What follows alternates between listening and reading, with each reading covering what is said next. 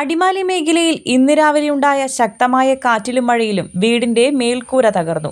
മെഴുകുഞ്ചാൽ വെട്ടിക്കൽ ജോയിയുടെ വീടിന്റെ മേൽക്കൂരയാണ് ശക്തമായ കാറ്റിൽ നിലം പതിച്ചത്.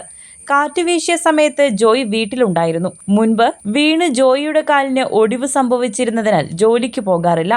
വീട്ടിൽ വിശ്രമിക്കുന്ന സമയത്താണ് മേൽക്കൂര കാറ്റ് വീശി നിലം പതിച്ചത്. ഒരു 10 മണിയോടുകൂടി അതിശക്തമായ കാറ്റുണ്ടായി. ഞാനപ്പോൾ ഇവിടെ കിടക്കുമായിരുന്നു. എൻ്റെ കാലിന് വീണ് ചെറിയൊരു ഫ്രാക്ചർ ഇടാൻ പാടില്ലാത്തൊരു സിറ്റുവേഷനിലാണ്. അങ്ങനെയുള്ള സ്ഥലത്താണ് പൊട്ടൽ പറ്റിയേക്കുന്നത്. വാക്കരയിലാണ് ഞാൻ നടക്കുന്നത്. ചെറിയ കാറ്റ് ഊതുന്നുണ്ട്. ഷീറ്റ് പൊക്കണ കണ്ടുകൊണ്ട് ഞാൻ പതുക്കെ അവിടെ നേറ്റ് വന്നു കഴിഞ്ഞപ്പോൾ ഷീറ്റ് പൊക്കി എൻ്റെ ദേഹത്ത് ഒന്നും ചാടിയൊന്നുമില്ല. പക്ഷേ അപ്പോഴത്തേനും ഞാൻ ഒന്ന് വീണിട്ട് പുറത്ത് ചാടി ഞാൻ ഇറങ്ങിയാൻ അപ്പോഴത്തേനും ഷീറ്റ് ഇവിടെ കൊണ്ടുപോയിട്ടായിരുന്നു. വീടിന്റെ മേൽക്കൂര താമസിക്കാൻ പറ്റാത്ത വിധം പൂർണ്ണമായും നിലം പതിച്ചു. രാവിലെ മുതലുണ്ടായ ശക്തമായ കാറ്റിലും മഴയിലും അടിമാലി ദേശീയപാതയിലടക്കം മരം വീഴുകയും ഗതാഗതം തടസ്സപ്പെടുകയും ചെയ്തിരുന്നു.